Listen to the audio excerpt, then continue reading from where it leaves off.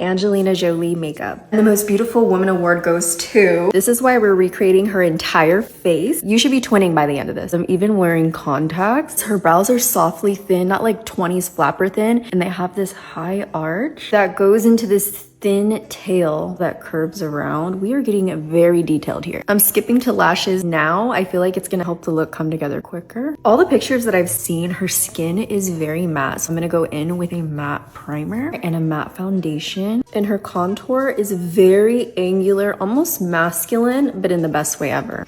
I can smell this all day. Her nose is wider. Do a wider nose contour. This area is smaller than mine. Also, the chin is wider, so I'm gonna widen out my chin. Angelina Jolie or goatee? Since we contour differently, we have to brighten differently. Pretty mauve blush. Pat and blend into place. She always has the most effortless and pretty smoky eye. The lips are a whole nother construct. Add some gloss, bronzer, more blush, and now you have